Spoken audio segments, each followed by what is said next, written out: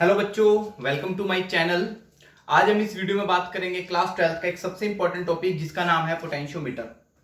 Potentiometer में से इस बार सीबीएसई एग्जाम, हरियाणा एग्जाम में आने वाला 110% आने वाला टॉपिक है और आईसीएसई बोर्ड में भी काफी अच्छा ये टॉपिक है, हमेशा आता है 1 साल 2 साल छोड़ के। तो चलिए शुरू करते हैं अपने टॉपिक को जिसका नाम है पोटेंशियोमीटर। पोटेंशियोमीटर है क्या बेसिकली बच्चों, थोड़ा सा जान लेते हैं। It is generally use to measure EMF. सबसे पहला पॉइंट मैंने लिखता हूं, it is use to measure EMF. मतलब बहुत केसेस में पोटेंशियल मीटर को ही यूज किया जाता है ईएमएफ को फाइंड आउट करने में। एक बार डायग्राम से समझेंगे कि पोटेंशियोमीटर है क्या बच्चे। ये भी एक एक्सपेरिमेंट है, आप कॉलेज के अंदर इसको समझोगे और एक्सपेरिमेंट काफी इंटरेस्टिंग है। तो हमने पिछले वाले लास्ट टॉपिक में पढ़ा था मीटर ब्रिज में, उसमें जो वायर थी वो एक मीटर हुआ होती थी, बट यहां पर जो वायर है वो 10 मीटर होने वाली है। अंदाजा लगा सकते हो 10 मीटर बहुत ज्यादा होता है। तो एक वुडन टेबल के ऊपर इसको हम स्लाइड करते हैं। बता देता हूं आपको थोड़ा क्या होता है कि टेबल होती है, इस टेबल के ऊपर हम ऐसे स्लाइड करके इस 10 मीटर को कंप्लीट करते हैं। बट आज क्लास में हम इसको एक सिंपल लेंथ से डिनोट करेंगे। चलिए एक्सपेरिमेंट देखते हैं हम अपना।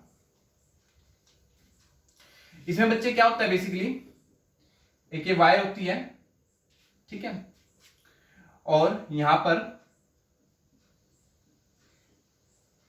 बैटरी कनेक्ट कर दी ईएमएफ, और यहां पर एक रियोस्टार्ट लगाया जाता है बच्चों। रियोस्टार्ट एक वेरिएबल का काम करता है कि ये डिवाइस है, जैसे कि हमारा रेजिस्टेंस बॉक्स था जिसको हम स्लाइड करते हैं, एक सिलेंड्रिकल फॉर्म में होता है ऐसे। तो यहां पर इसकी वायर लिपटी होती है, जब हम इसको स्लाइड करते हैं तो एक वेरिएबल रेजिस्टेंस की तरह काम करता है रियोस्टार्ट। और इस वायर, ये मेरी वायर होगी जो कि कितनी है 10 मीटर वायर, 10 मीटर। और पॉइंट ले लेते हैं नाम A B C and D. इस पॉइंट पे मैं जोकी लगा देता हूं G with the joint of galvanometer, जो मुझे इस पूरी वायर पे शो करके देगा कि कहां पर करंट की डिफ्लेक्शन क्या है, 0 है। चलिए पोटेंशियोमीटर का एक थोड़ा सा मैंने आपको बेसिक सा डायग्राम समझा दिया। इसकी बेसिकली 2 एप्लीकेशंस है, उन 2 एप्लीकेशंस को भी इस वीडियो के अंदर हम डिस्कस करेंगे। सबसे पहले ये एक डिवाइस होता है जिसको हम यूजुअली मेजर करते हैं ईएमएफ को फाइंड आउट करने के लिए, ठीक है बच्चों। अकॉर्डिंग टू ओम्स लॉ बच्चों आपने पढ़ा होगा V is equal to I R. Wire का कॉन्सेप्ट आ गया, मैंने प्रीवियस वीडियो में भी आपको समझाया था। जहां भी वायर और रेजिस्टेंस का कॉन्सेप्ट आ जाए तो वहां बच्चे ये फॉर्मूला अपना साथ कभी नहीं छोड़ता। पोटेंशियोमीटर की डेफिनेशन प्रिंसिपल बताने से पहले एक छोटी सी डेरिवेशन करवा रहा हूं, उसको समझ जाना ताकि आप खुद ही डेफिनेशन को बना सको, ठीक है। इस आर की वैल्यू यहां पर हम पुट करेंगे, V is equal to I rho L by में A. So V is equal to L rho I by में ए, लिख सकते हैं ऐसे।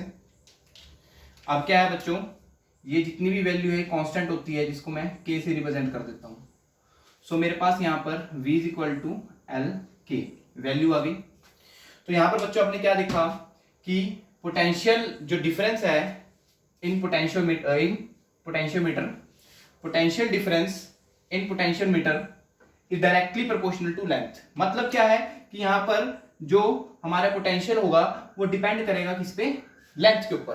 तो डेफिनेशन भी बिल्कुल यही बननी चाहिए। क्या डेफिनेशन बननी चाहिए, व्हेन, यही आपका प्रिंसिपल है, constant current is flow in this circuit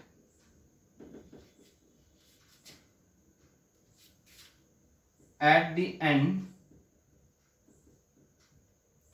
potential difference is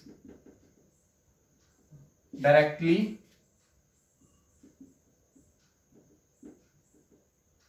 proportional to length of wire. According to this derivation हमें यहां से प्रूव हो गया कि जो हमारा पोटेंशियल डिफरेंस है वो डायरेक्टली प्रोपोर्शनल होगा किसी लेंथ पे in potentiometer. With the help of this value we can easily calculate in circuit EMF, मतलब हम इजीली फाइंड आउट कर सकते हैं किसी भी सर्किट के अंदर ईएमएफ को। तो ये था बच्चे पोटेंशियोमीटर, कंस्ट्रक्शन बता दी और उसकी डेफिनेशन बता दी, प्रिंसिपल बता दिया। तो बेसिकली पोटेंशियोमीटर की दो एप्लीकेशन है, उन दो एप्लीकेशन को भी हम डिस्कस करेंगे। और नोटबुक से बच्चे जल्दी उतार लीजिए अपनी कॉपी पर, पोस्ट करके आप उतार सकते हैं। और बच्चे नोटबुक जरूर हाथ में लेके बैठा करो, नोटबुक के बिना तो कुछ भी नहीं। जब तक नोटबुक नहीं तो कुछ भी नहीं, जब तक नोट्स नहीं बनाए खुद अपने हाथों से तो स्टडी कुछ भी नहीं की। इसलिए नोट्स खुद बनाया करो बच्चों, कोई प्रिंटिंग नोट्स मत कराया करो। आजकल मैंने देखा है ट्रेंड्स हो गया है प्रिंटिंग नोट्स का, जहां जरूरत है वहां प्रिंट करवाना चाहिए। बट अब यहाँ पर ब्लैक बोर्ड से अगर आप देख रहे हो तो बेसिकली आपको कॉपी पेन लेके जरूर इसको लिखना चाहिए, या आप वैसी नॉलेज के लिए देख रहे हो तो जरूर इसको माइंड में बात करने के लिए एक नोट्स जरूर बनाइए।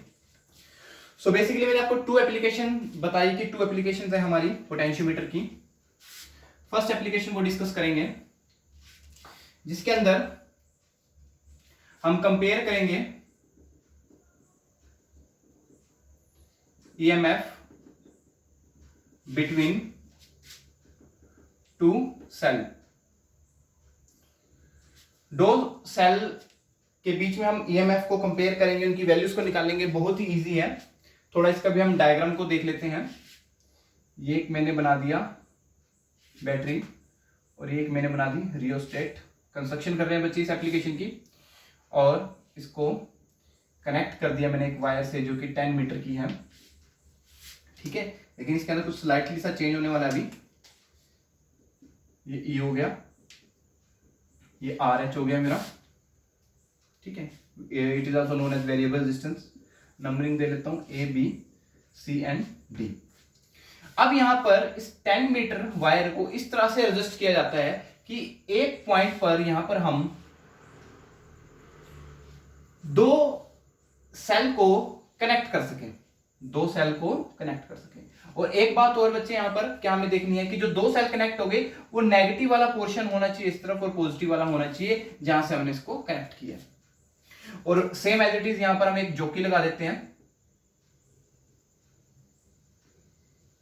एक जोकी लगा दी जिससे कनेक्ट कर दिया मैंने गैल्वेनोमीटर, ठीक है बच्चे।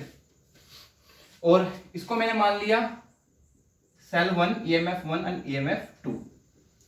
तो करना क्या है बच्चे, थोड़ा सा और बता देता हूं। करने से पहले इस जोकी को जे को एक बार फर्स्ट ईएमएफ से कनेक्ट करना है, फर्स्ट सेल से कनेक्ट करना है, फिर दूसरे सेल से कनेक्ट करना है, और मुझे वो पॉइंट देखना है जहां पर करंट की डायरेक्शन क्या है, जीरो आए, करंट की डिफ्लेक्शन आए इस वायर के अंदर, जो कि अब हम कैलकुलेट करेंगे according to this application.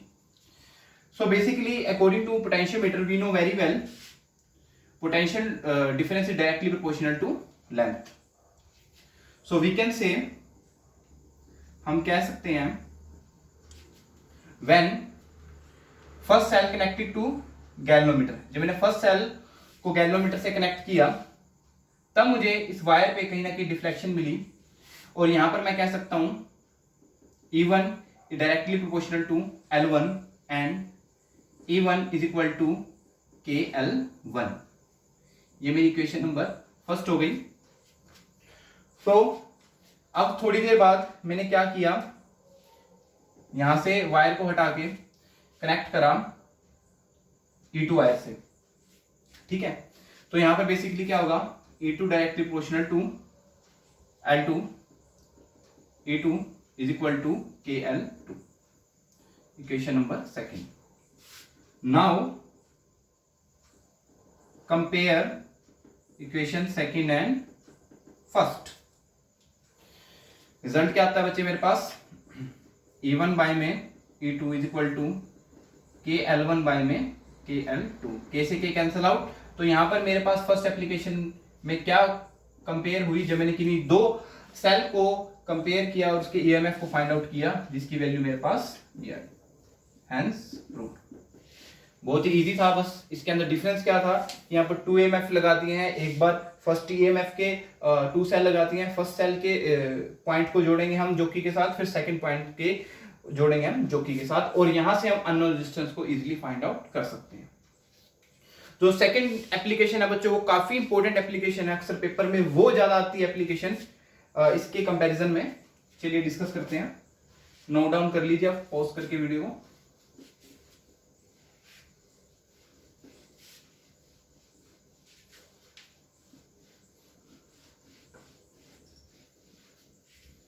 Hopefully आपने पॉज करके कर लिया होगा।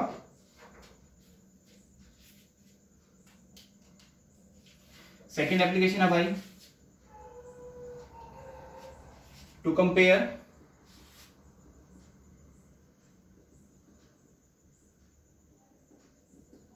Internal resistance by using potentiometer. अब मुझे इंटरनल रेजिस्टेंस को कंपेयर करके वैल्यू को फाइंड आउट करना है। चलिए एक बार डायग्राम को बना लेते हैं। डायग्राम क्या कहता है हमारा,